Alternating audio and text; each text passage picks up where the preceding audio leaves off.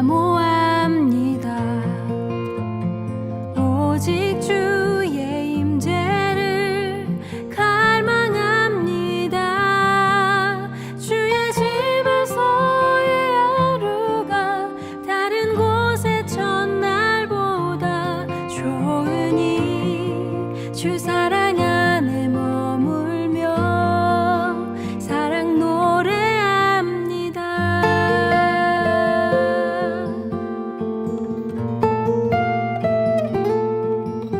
주님, 내가 주의 장막을 사모합니다. 오직 주의 임재를 갈망합니다. 주의 집에서의 하루가 다른 곳의 첫날보다 좋으니 주 사랑 안에 머물며 사랑 노래합니다. 나의 평생에 단 한 가지 소원, 주의 아름다우심 보며 사랑 노래하는 것.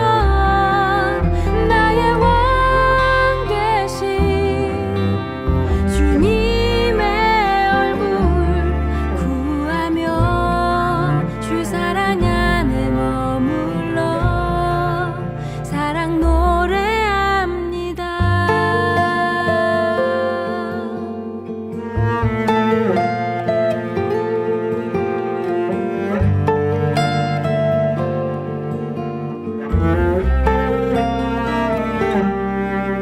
주님, 내가 주의 장막을 사모합니다.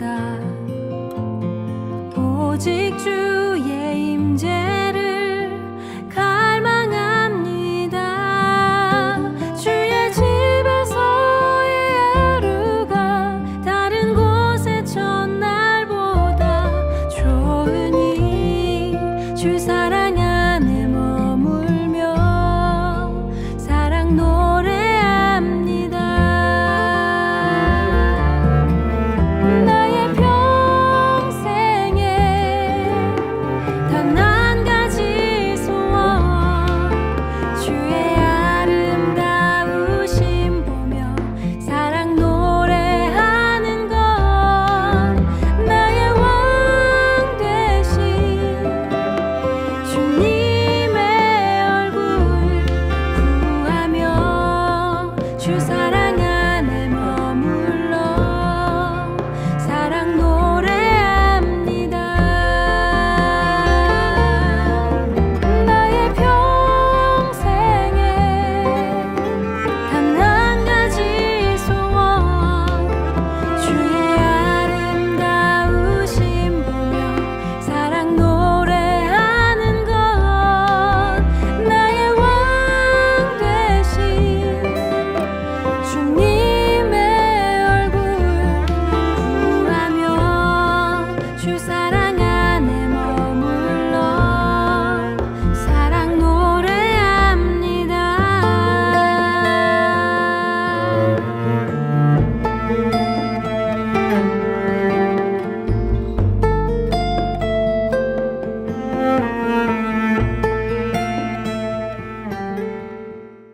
함께 말씀을 읽겠습니다. 이사야 62장 1절에서 5절까지의 말씀입니다. 나는 시온의 의가 빛같이 예루살렘의 구원이 횃불같이 나타나도록 시온을 위하여 잠잠하지 아니하며 예루살렘을 위하여 쉬지 아니할 것인즉 이방 나라들이 내 공의를 뭇 왕이 다 내 영광을 볼 것이요 너는 여호와의 입으로 정하실 새 이름으로 일컬음이 될 것이며 너는 또 여호와의 손의 아름다운 관, 내 하나님의 손의 왕관이 될 것이라. 다시는 너를 버림받은 자라 부르지 아니하며 다시는 내 땅을 황무지라 부르지 아니하고 오직 너를 헵시바라 하며 내 땅을 뷸라라 하리니 이는 여호와께서 너를 기뻐하실 것이며 내 땅이 결혼한 것처럼 될 것임이라. 마치 청년이 처녀와 결혼함 같이 내 아들들이 너를 취하겠고 신랑이 신부를 기뻐함 같이 내 하나님이 너를 기뻐하시리라. 아멘.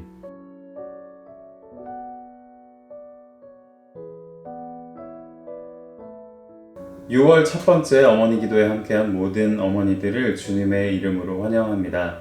이제 조금씩 여름이 가까우고 있는 것 같은데요. 이 6월 한 달도 주님의 인도하심을 깊이 경험하는 그런 은혜가 있으시기를 바라겠습니다. 성경에는 기뻐하라라는 말이 참 많이 나옵니다. 아마 바울의 항상 기뻐하라라는 권면을 바로 떠올린 분이 계실 텐데요.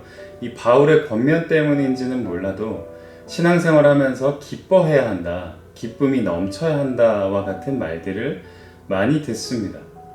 그런데 이런 권면들이 늘 좋게만 받아들여지지 않을 때도 있죠. 마치 기쁨을 의무처럼 수행해야 할 것 같고 지금 기뻐하지 않고 있는 내 자신이 뭔가 잘못된 건가 하는 생각이 들기도 합니다. 때로는 도무지 기뻐할 것이 없는데 왜 자꾸 강요하는 거야? 라는 마음이 일어나기도 하죠. 이런 솔직한 생각과 느낌들은 우리 신앙생활에서 상당히 중요합니다. 그 생각을 잘 다듬어 나가면 성경에서 말하는 기쁨을 한층 더 깊이 그리고 입체적으로 경험할 수 있기 때문입니다. 이번 상반기 어머니 기도회에서 우리는 그리스도의 신부가 된 정체성과 또 보증으로 받은 성령과 동행하는 삶에 대해서 나누고 있습니다. 그런데 성경을 살펴보면 성령과 신부가 등장하는 구절에 공통점이 하나 있습니다. 모든 구절은 아니지만 여러 곳에서 성령과 신부가 기쁨과 같이 등장한다는 것입니다. 신부는 어린 양의 기쁨의 혼인잔치에 참여하고 신랑과의 기쁨의 관계를 누리는 모습으로 표현됩니다. 성령은 사도행전에서 성령의 역사를 경험한 제자들에게 기쁨이 있었다 또는 성령의 기쁨으로 말씀을 받는다와 같이 표현됩니다. 이런 구절들을 보면 그리스도의 신부로 성령의 보증을 받아 하나님과 관계를 맺어나가는 우리에게 기쁨이 분명히 중요한 것은 사실이라 할 수 있겠죠. 그런데 우리가 신앙생활에서 기쁨을 이야기할 때 우선순위가 있다는 것이 중요합니다. 내 생활 속에 기뻐할 일들이 뭐가 있을까 하고 접근하면 때로는 기뻐할 것들이 풍성한 것 같다가도 돌아서면 아무것도 남은 것이 없는 것 같기도 하기 때문입니다. 그래서 우리의 방향을 내가 기뻐할 것이 뭐가 있을까에서 하나님이 나를 먼저 기뻐하셨다로 바꿀 필요가 있습니다. 그리고 그것에 무게를 더 많이 두면 둘수록 좋습니다. 하나님께서 신랑이 신부를 바라보는 눈으로 또 부모가 자식을 바라보는 눈으로 우리를 보고 계시다는 겁니다. 오늘 본문 4절에 그게 잘 나타나 있죠. 다시는 너를 버림받은 자라 부르지 아니하며 다시는 내 땅을 황무지라 부르지 아니하고 오직 너를 헵시바라 하며 내 땅을 뷸라라 하리니 이는 여호와께서 너를 기뻐하실 것이며 내 땅이 결혼한 것처럼 될 것임이라. 여기서 헵시바는 나의 기쁨이 너에게 있다라는 뜻이고 뷸라는 결혼하다라는 뜻입니다. 너는 다시 버림받지 않을 것이다. 너는 더 이상 황무지 같은 삶이 아닐 것이다. 내 기쁨이 너에게 있고 너는 열매 맺는 삶이 될 것이다. 하나님이 우리에 대하여 근본적으로 가지고 계신 마음은 이런 마음입니다. 사랑입니다. 그리고 기쁨입니다. 평가와 계수와 판단이 아닙니다. 우리는 하나님으로부터 버림받지 않았습니다. 이 넓은 세상 한가운데 홀로 내던져진 것이 아니라는 뜻입니다. 이런 것들을 고려해 보면 바울이 항상 기뻐하라는 권면이 훨씬 잘 이해가 됩니다. 우리가 만들어내는 기쁨으로 가득 차라는 말이 아닙니다. 성령이 주시고 또 그리스도의 신부로 채워지는 그런 기쁨, 그 관계에서 오는 기쁨, 우리를 버리지 않으시고 우리로 인해 기쁨을 이기지 못하시는 하나님으로부터 오는 기쁨으로 충만해지라는 말입니다. 학창시절에 이런 경험을 해보셨는지 모르겠습니다. 선생님이나 다른 어떤 어른이나 선배 등 내가 동경하는 사람이 나를 알고 있고 내 이름을 알고 있다는 사실을 내가 알게 됐을 때 느끼는 그 기쁨, 혹은 오랜 시간이 지나 우연히 그분을 만나 나 너 기억하고 있어 라는 말을 들었을 때 나를 알고 있었단 말이야? 하고 느끼는 그 기쁨. 비교할 수는 없겠지만 하나님에 대해 막연하거나 너무 그분이 멀게 느껴지는 어머니들이 계시다면 하나님이 나의 이름을 알고 또 나를 기억하고 있었다는 그런 기쁨이 우리 안에 일어날 수 있기를 바랍니다. 한편 이 기쁨은 사람들과의 관계 속에서 나눠지는 기쁨입니다. 세상에는 많은 기쁨들이 있습니다. 성취의 기쁨, 보상의 기쁨, 지식의 기쁨, 먹는 기쁨까지도 셀 수 없이 이런 기쁨들을 나열할 수 있겠죠. 그런데 가만히 들여다보면 이런 기쁨들은 모두 그 다음 무언가를 가리키고 있습니다. 그것은 바로 그 기쁨을 나눌 누군가입니다. 혼자서 성취하고 보상받고 지식을 늘리고 잘 먹고 지내도 그것이 누군가와 공유할 수 없다면, 나누어지지 않는다면 그 기쁨은 완성되지 못합니다. 심지어 하나님의 기쁨도 나누지 않으면 완성될 수 없는 것입니다. 하나님이 우리를 기뻐하시는 것도 우리의 응답이 있을 때 완성됩니다. 그래서 우리 삶의 다양한 기쁨들은 결국 관계의 기쁨을 향해 나아갑니다. 예수님은 제자들에게 이렇게 말씀하셨습니다. 요한복음 15장의 말씀인데요. 내가 이것을 너희에게 이름은 내 기쁨이 너희 안에 있어 너희 기쁨을 충만하게 하려 함이라. 내 계명은 곧 내가 너희를 사랑한 것 같이 너희도 서로 사랑하라 하는 이것이니라. 주님의 기쁨이 우리 안에 있어 우리의 기쁨이 충만해지는 것은 주님의 계명, 곧 그분이 우리를 사랑하시고 기뻐하신 것처럼 우리가 서로 사랑하는 그 사랑에서 이루어진다는 말씀입니다. 다시 바울의 항상 기뻐하라라는 권면으로 돌아가 보겠습니다. 그러면 결국에는 하나님이 우리를 기뻐하시는 그 기쁨을 누리고 그것으로 우리가 삶 속에서 다양한 관계 속에 기쁨을 누리라는 말이 됩니다. 그러니까 혼자서 기뻐하려고 애쓰거나 쥐어짜내지 말라는 말입니다. 그리고 혼자서만 기뻐하고 있다면 돌이켜야 한다는 말이죠. 우리가 내가 가진 것으로만 기뻐하고 있다면 하나님과 사람들로부터 오는 기쁨에 막혀 있다는 말이 될 것입니다. 특별히 우리 자녀들이 이 기쁨을 경험하는 삶을 살아갈 수 있으면 좋겠습니다. 온통 경쟁뿐이고 자기 삶을 일구어 나가기가 참 어려운 이 시대 속에서 참된 기쁨의 근거가 소유물로 다 바뀌어버린 이 시대 속에서 우리의 자녀들이 지쳐가고 있습니다. 의연해 보이고 겉으로는 무관심해 보여도 속은 아주 메말라 있을 수 있습니다. 자녀들 뿐이겠습니까? 우리 부모님들도 비슷한 감정을 많이 느끼실 겁니다. 다시 한번 하나님이 주시는 기쁨이 단비처럼 우리의 마른 심령을 적시기를, 또 채우기를 우리가 함께 기도하면 좋겠습니다. 그리고 그 기쁨으로 채워진 가정이 얼마나 세상과 다르게 살 수 있는가를 보여주시는 증인들이 되어주시기를 주님의 이름으로 부탁드립니다. 마지막으로 이 말씀을 함께 읽어보겠습니다. 주께서 생명의 길을 내게 보이시리니 주의 앞에는 충만한 기쁨이 있고 주의 오른쪽에는 영원한 즐거움이 있나이다. 아멘. 계속해서 기도하며 나아가겠습니다. 먼저 말씀을 생각하며 기도하겠습니다. 우리의 시선을 바꾸어 하나님이 우리를 기뻐하시는 것에 초점을 맞추게 하시고 그것으로부터 나오는 풍성한 기쁨을 경험하게 하옵소서. 살아가면서 맺는 모든 관계에서 기쁨을 누리게 하옵소서. 특별히 하나님이 주신 기쁨을 나누는 통로가 되게 하옵소서.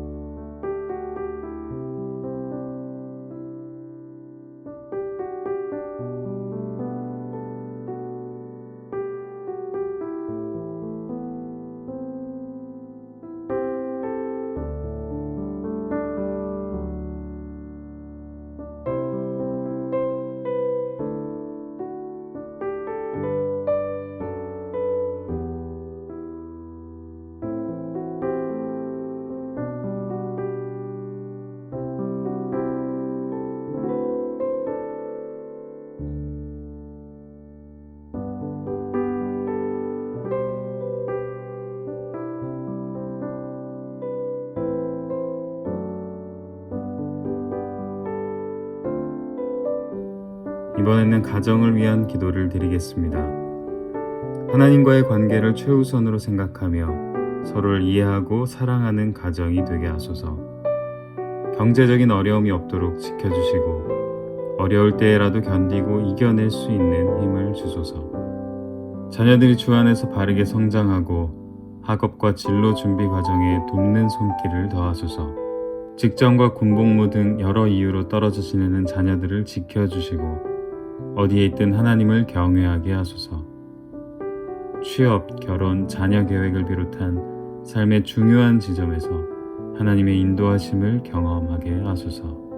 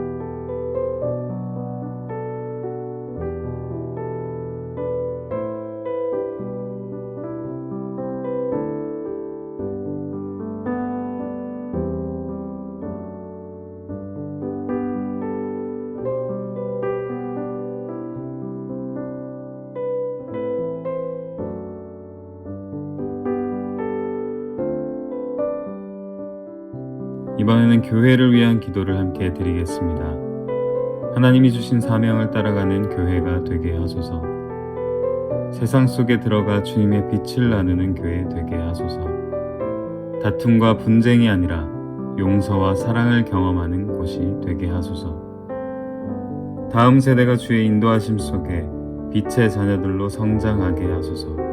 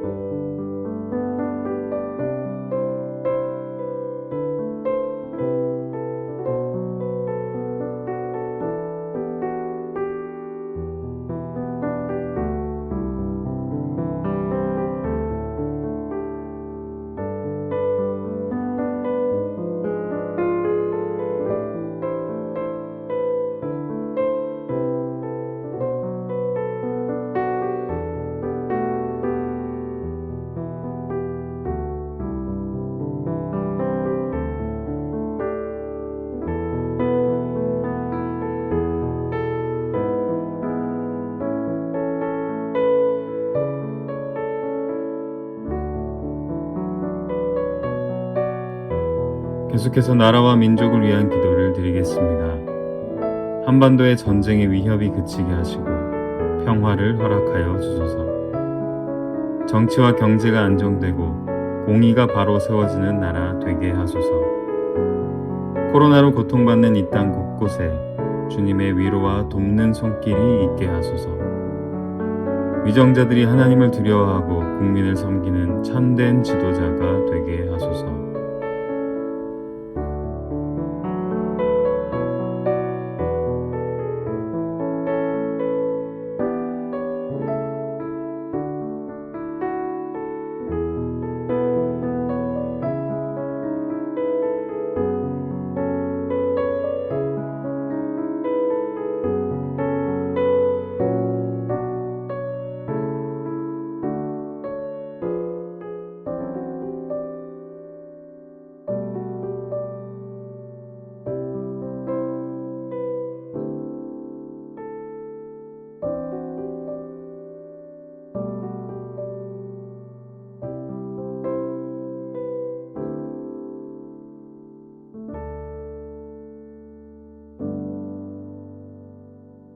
계속해서 각자의 기도 제목으로 기도하겠습니다.